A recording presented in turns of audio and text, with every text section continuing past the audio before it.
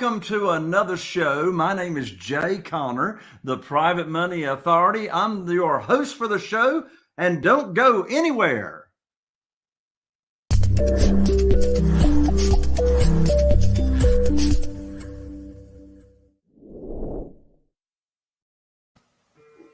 Well, welcome to another episode. I'm so excited to have my guest here today. And, you know, if you're not new to the show, you know I have amazing guests that join me here on the show. And today is no exception. I've got Raul Bolufe as my guest. Let me tell you just a little bit about him, and then we'll bring him right on. So back in 2012, Raul quit his job. He was in a thriving family business. Things were going fantastic. He moved back in with his mother to chase a goal. And what was that goal? That goal was real estate investing. So he started real estate without any prior knowledge, no prior education. He had absolutely no established network and actually no real support. So he backed himself and took a leap of faith. So here's what happened.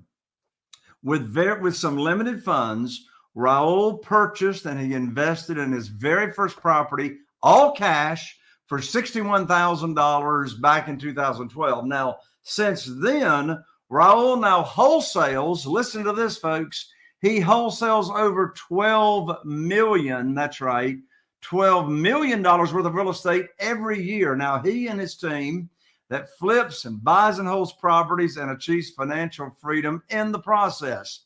In addition to that, Raul has also been hosted on some of the most popular real estate investing podcasts, such as Flip to Freedom and Sean Terry and Joe Fairless. A good friend of mine, Alex Pardo, also is the host of Flip Empire. Raul has been on it all. Well, Raul is also, in addition to that, he's the host of his own very, very successful podcast, which is called Flipping Miami. And on that show, he interviews real estate investors and business owners, CEOs, entrepreneurs, you know, the go-getters who have successfully achieved financial freedom through investing in the Miami and all across the U.S. So here's the deal. Raul himself says if he can start in real estate at only 21 years old, from his mother's home, and now do over $12 million in wholesale deals every year, so can you. So with that, Raul, welcome to the show. Thank you, Jay. Appreciate it, man. I can already tell it's going to be an awesome conversation because your energy is unreal, man. Thanks for that. Well, it's easy for my energy to be unreal when I've got guests that come on like you, Raul, that is so successful. I mean, my lands over $12 million a year in wholesale deals. I can't wait to dig into that. But before we get started, just tell me, you were in the family business. You were in your early 20s.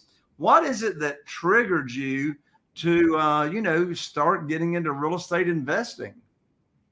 Man, so it's my family business I was a part of was a car dealership. And so at a young age, I was thrown in there to learn how to sell cars.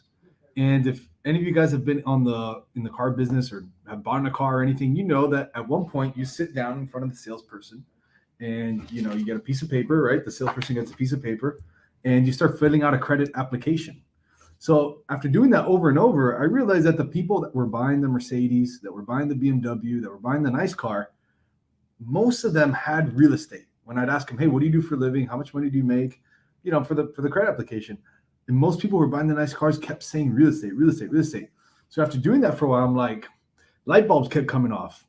And I'm like, all right, at this point, I think I know what I got to be doing. And you see TV, you see the YouTube and stuff. You see how people do well with real estate and after seeing it and like writing it from these people buying these fancy cars and stuff, I'm like, you know what? Let me figure this thing out. And that's really what triggered me. Honestly, it was that simple. I just knew that there was an avenue there that can, accelerate my financial goals and accelerate my wealth building and freedom and all that stuff. Well, it's interesting, Raul. As I mentioned a moment ago, you started out your very first deal. You got cash, $61,000 on your first deal. You didn't have an established network. Sounds like you hadn't gone to any formal training. Tell us the story about that first deal, and why is it that you go into that first deal without really no support behind you? Yeah. Honestly, I just had no choice. Like I wanted to get in, and I just knew this is what I wanted. Like I wasn't ready to the point that I was convinced. I convinced myself that real estate was something I need to do. So that deal just came by through like a family member. Like, hey, there's this person selling these 3 condos, and they said like, we're gonna buy 2, but there's one left. And from working since I was 16 and stuff, I had saved up about $40,000. So I'd saved up quite a bit because I was making good money and I was living with my mom and stuff. So I didn't really have my expenses. I just realized, okay, I'm like, it's $61,000 and it's rented for $800. It was a condo. I'm like, okay, like the math makes sense. So I just bought it. I really didn't think much. I had to borrow the extra 21,000 plus closing costs, and I borrowed it for 15% interest just to complete the deal. And that's how I got in. And once I bought it and I collected that first rent check 30 days later, I was hooked. I was like, this is it. So that first property that you did, was your intention to buy and hold that property and just rent it out? Yeah, that's right, Jay. I always wanted to buy and hold that specific property, just because it was rented already. It was in a good area of town here, so I'm like, this one is just going to be a rental. And as I started digging more into real estate, the best things that came up on my mind was passive income, rental income, etc. And although you later figure on that rentals are not as passive as you think. However, that's for another story. But then I realized I want to do rentals. So that was always the intention. Yeah, I just kind of jumped in. Well, there's a big difference between buying that first property and renting it out for $800 and then growing a business to where you're doing $12 million in wholesale deals a year. So tell us the story. How did you get involved in wholesaling? So really, when I bought that first deal, I then quickly told myself I need to stop working the family business, and like I need to quit that and go to real estate full time. If I really want to make an impact in my future, my career, my finances. I also wasn't really happy working in the car dealership. So I'm like, if I want to increase my happiness levels and hit my goals, I need to quit. So I quit the dealer.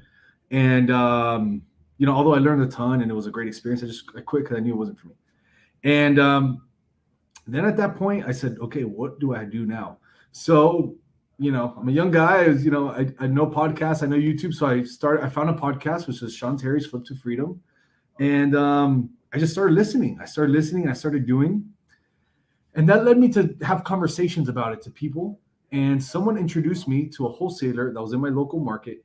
And he said he was willing to teach me. I had to follow him around a little bit, but then he said he was willing to teach me. And then, he asked me for money to teach him. I didn't have any money. I literally invested all my money in the house. But I was able to find a way to borrow the money, pay them back, got creative with the mentor. And that's how I got in, really, just from like having conversations, and people's like, hey, I know somebody that does that. Here's his number. So I texted him, called him, kind of figured it out. Then we made a structure that worked, like a mentoring agreement.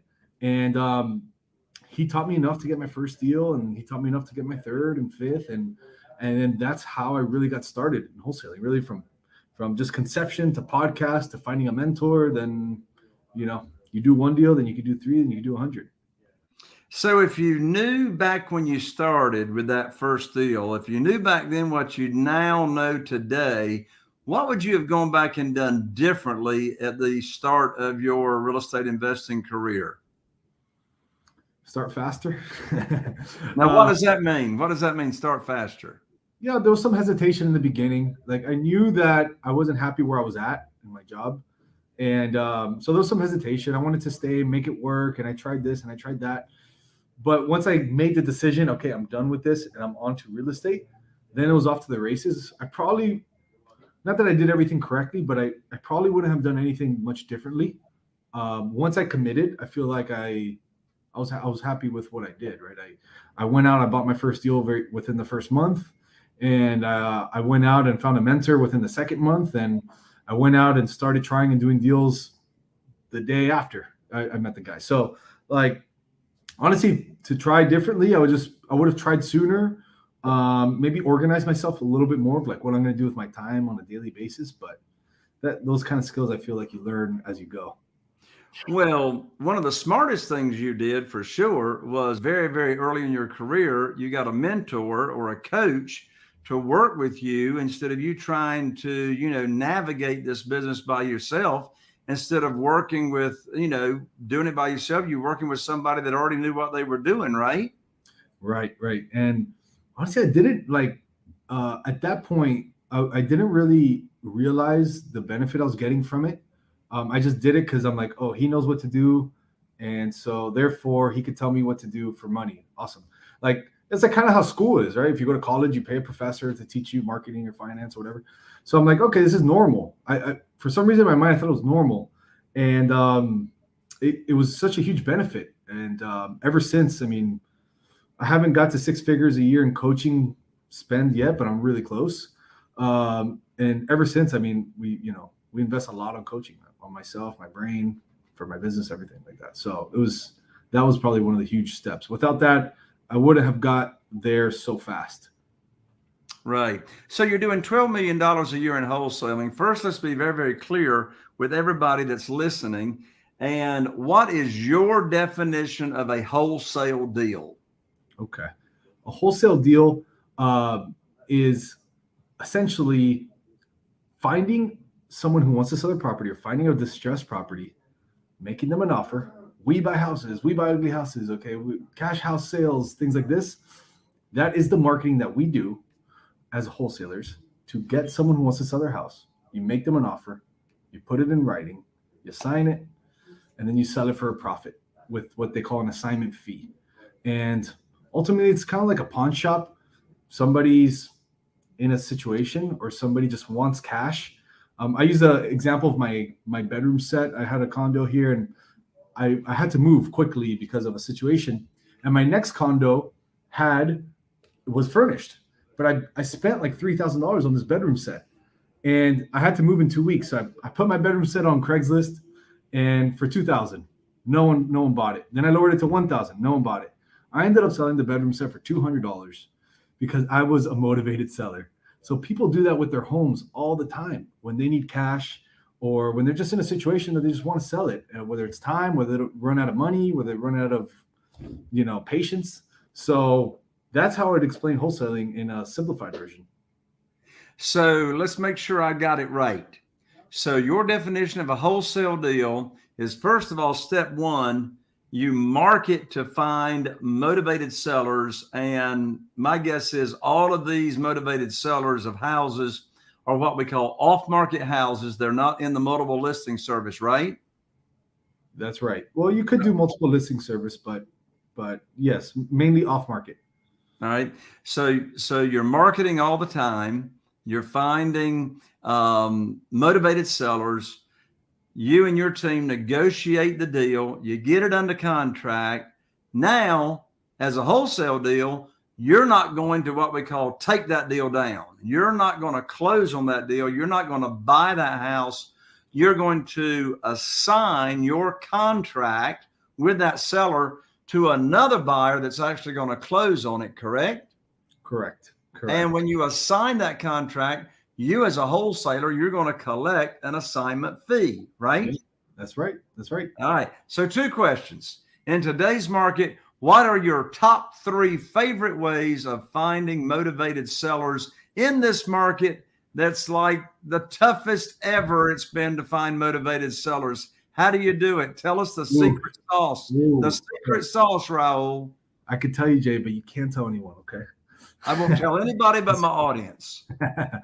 So the top 3 ways out of much trial and error is, number 1 is Google advertising. So very simply, wherever you're from, let's say, so I'm in Miami, Florida, Jay, you're in North Carolina. So let's say someone searches sell my house fast, North Carolina on Google, okay? There's websites that pop up and they say ad and, say things like that. So we do a lot of that marketing. You can pay for that. It's called pay per click. And it's Not that simple, but it's very learnable. Okay. There's videos on YouTube, there's courses and everything. But that's number one way of how we're getting deals. We're buying certain keywords in certain areas across the nation. So if somebody sells, we just did a deal in Boise, Idaho. We're located in South Florida, but we turn on this Google advertising in the best cities in the US in order to be able to get the best deals in the best markets for the best prices.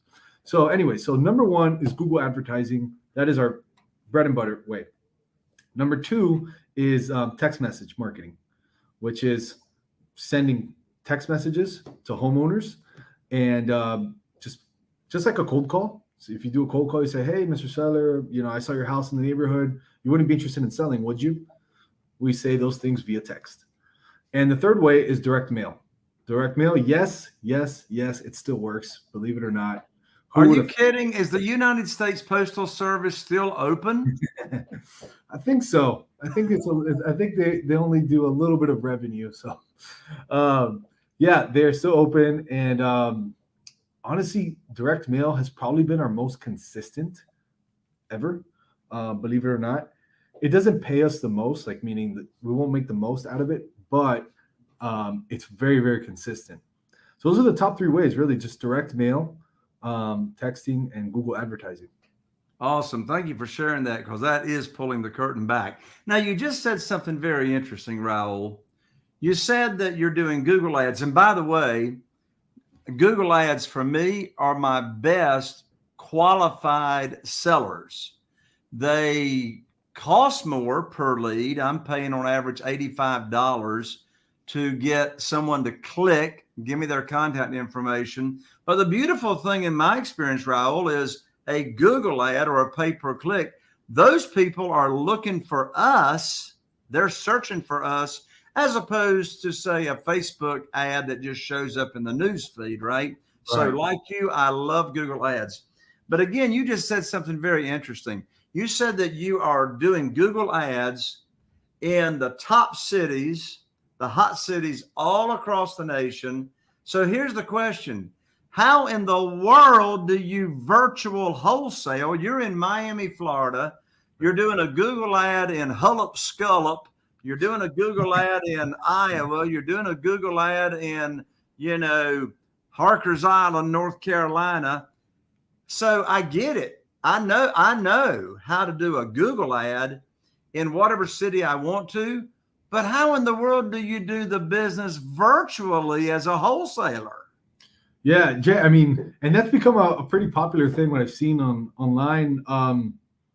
The first thing I would note is if someone's looking to do this, to go on the virtual wholesaling route, you have to understand that it's more than just a different marketing strategy. It's a whole different business strategy.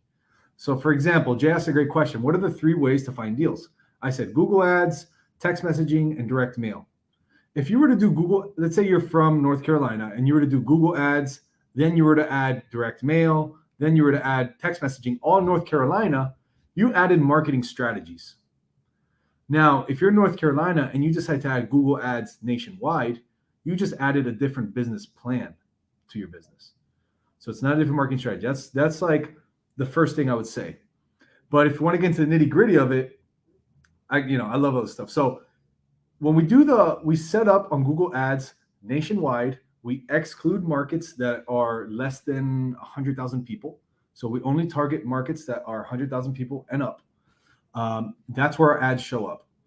So, kind of like a remote place in Alabama, our ads won't even show up there. We'll only show up in Montgomery, in Huntsville, for example.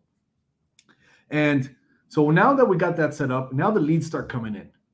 And really, it's just the same process. Leads come in, it comes to you or a salesperson, acquisitions person, however you have it set up. You get on the phone with them, you follow a script, you follow a sales plan, just like if you were to go in person, and you make them an offer. Typically, our conversations are between 25 to 35 minutes over the phone. Typically, we get deals signed in 2 to 3 calls. It doesn't really happen on the first call so often. And you talk to them just like a very regular human being, like if you're in front of them, and you send them a DocuSign offer with an offer and guide them through signing it. Once you get that, now you have a live one. You got a deal, okay? You got a deal. Now the next step is selling it. The interesting part is people love and they obsess about finding sellers, which you should, because that is the business, finding motivated sellers. But it's funny because a lot of people say like, but how do you find the buyers? Well, it's like, hey man, let me ask you a question. Didn't we just find a seller in another state? Yes. Well, what makes it so different? Why couldn't we find a buyer? And actually, a buyer is a lot cheaper and a lot easier to find because right now they're everywhere. Okay. They're everywhere. So once we get that deal, we did that little process I just told you. Then we have a little process for finding a buyer. So if we got a deal in Charlotte, North Carolina, and I'm not from there, and we just got one locked in, what we'll do is we'll we go on PropStream. We put Charlotte, North Carolina. We put cash buyers last 6 months. Boom, a list of 800 people come out, and then we just skip trace them and shoot them some text messages and some calls. And all we say is, hey, my name is Raul. I see you bought some deals in Charlotte. You wouldn't be interested in another investment property, would you? And the phone rings off the hook. That's awesome. So you're using one of your resources you're using is PropStream. Spell that for everybody. PropStream. Yeah, PROP Stream, STREAM. Right. And you're finding, and I'm familiar with PropStream. You're finding that resource to be pretty reliable as far as giving you good cash buyer list. Yeah, PropStream and InvestorLift are the two that we use for cash buyers. InvestorLift.com maybe, yeah, or if you just Google InvestorLift. We literally use both of them. It's not that we use one or the other. Every time we get a deal, we pull the data from both and we text both. That's awesome. Now let's go back to the process. You have found a motivated seller. You have determined either by, Google ad, direct mail, text messaging, they are a motivated seller. And you're in different markets. How many different markets are you in? Virtual wholesaling. How many different markets? Man, it's hard to say. I would say it's about like between 30 to 35. Good night. You're in 30 to 35 markets, right? Yeah, we try to stay in the best cities. So yeah. Okay, so you're in 30 to 35 markets. So here's the question. You're negotiating with a seller.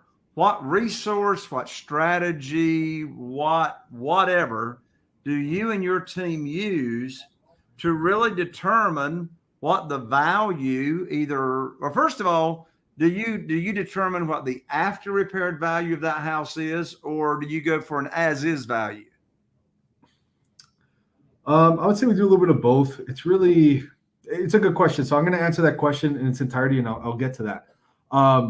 What do we do to analyze the property? You probably won't believe me that I'm going to say this, and I'm almost sometimes embarrassed to say it, but we actually use Zillow probably 80% of the time. The way that we use Zillow is on the sold properties, right? The little yellow button, sold, right? You put the address, you click sold, you put in 6 months or less. On the last thing, you drop down, you click, it says 12 months, 6 months, 3 months, 90 days, whatever. You click 6 months. We see what's yellow, what prices those are. Or what we do on top of that is then we'll click for sale and we look at pending sales and under contract. So really we use Zillow a lot of the times to find our values. And yeah, we'll do an after repair value or an as is, kind of depending on how the house is. For the most part, it's probably after repair. And then we just back out, the math on a spreadsheet that we have. I got you. So you're using Zillow to actually determine the values of the houses. What does your team look like, Raul? I mean, my lands, you're in 30, 35 cities. You got acquisitionists, you got different team players. Yeah. What does your operation look like? So right now we have, how many people do we have now? That's a good question. So we have, I think, 11 acquisitions people that are what we will call junior acquisitions. So they're like lead managers. And then we have 2 closers who they do most of the closings. So it's about 13 people. We have a full-time recruiter that he's in the office. All he does is find new salespeople to come into our organization every week. Then we have a COO, myself, and a couple assistants. I got you. So So if when you're doing $12 million in wholesale a year, what's your average assignment fee that you're making per deal? Okay. Yeah, and maybe it was read wrong and it's okay, but it's 12 million worth of real estate. So basically we're doing about 2 to 3 million in wholesale fees, but the Okay, value of the real estate is 12 million plus. So I just wanted gotcha, to clarify just in case. gotcha.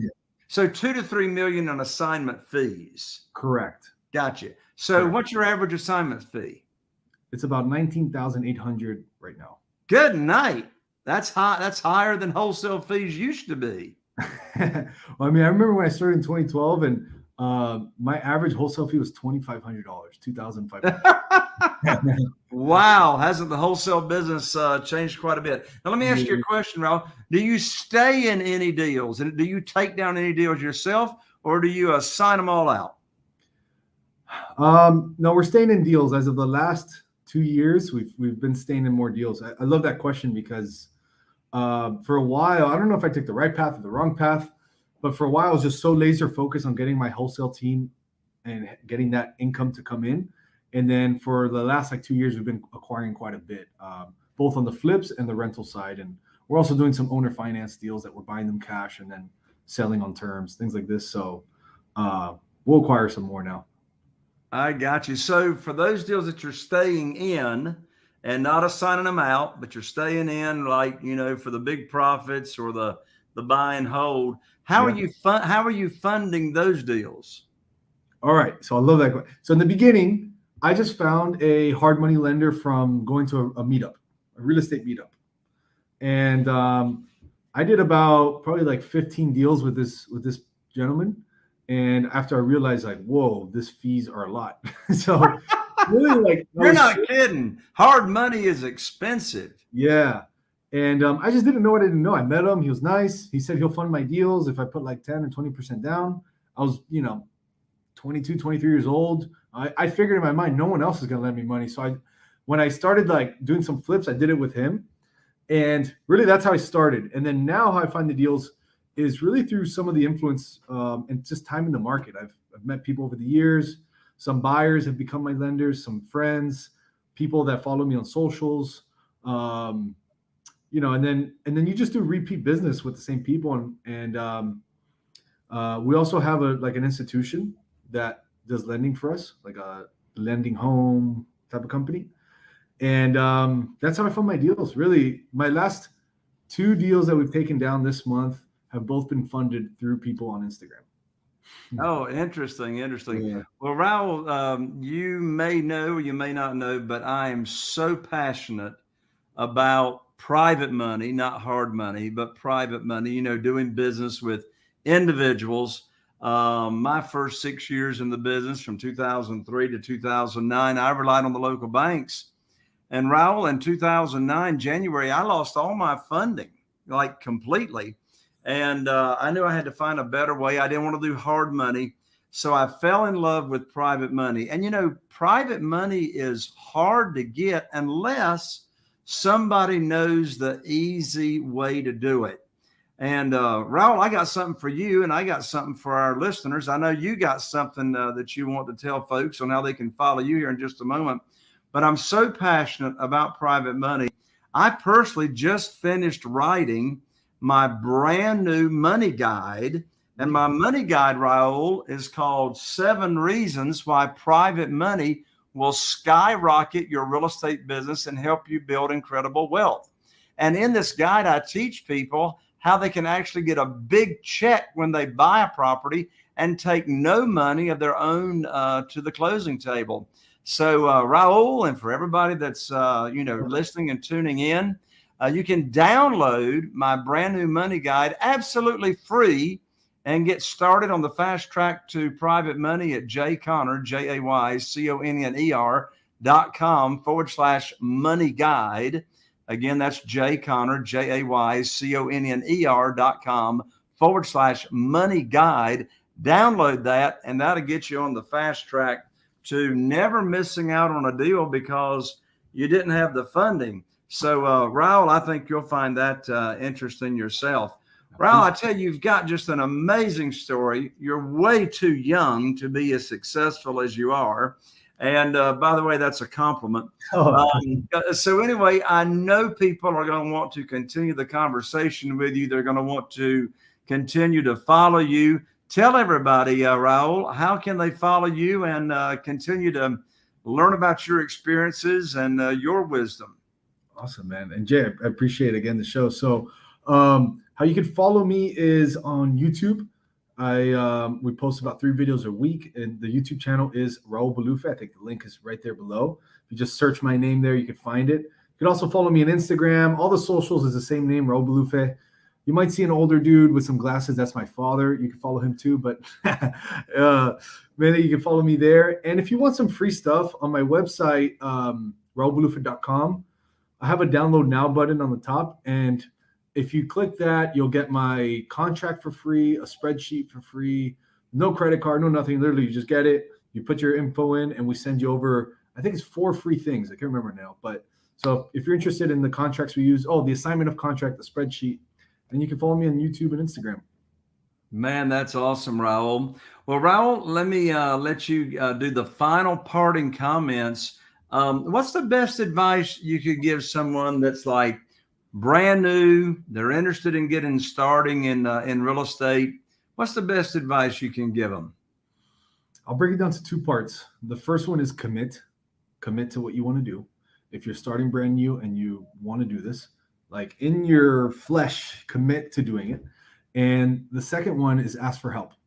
And I don't mean in there's a right way to do it and there's a wrong way to do it, right? The wrong way to do it is just like messaging people like, hey, help me. No, provide some value or talk to people and see what they need, how you can help them. But ask for help, get a mentor, get a coach, follow somebody around, work in an office for a little bit. If you message 10 people in your market that do what you want to do, there's a chance that one of them will have you come in and like look at what they do. So commit to your core of what exactly you want to do and then ask for help. That's awesome. Raul, thank you so much for joining me here on the show. I really appreciate you. Yeah, man, I appreciate you, Jay. I mean, I know we just met, but the people you've had on your channel, the things you're doing on your show, your podcast, all the time you're putting in, I can tell that you have a really, amazing journey ahead. So thank you for doing this. Absolutely. Thank you, Raul. Well, there you have it, folks. Another episode, another show. We really appreciate you liking, sharing, and subscribing. If you're watching on YouTube, be sure and ring that bell so you don't miss out on any future episodes with other amazing guests that I have here on the show. And if you're watching on or listening on iTunes, be sure and give us a 5-star review and give us your comments and feedbacks. We really, really appreciate it. There you have it, folks. I'm Jay Connor. I'm wishing you all the best. Here's to taking your business to the next level, and we'll see you right here on the next show.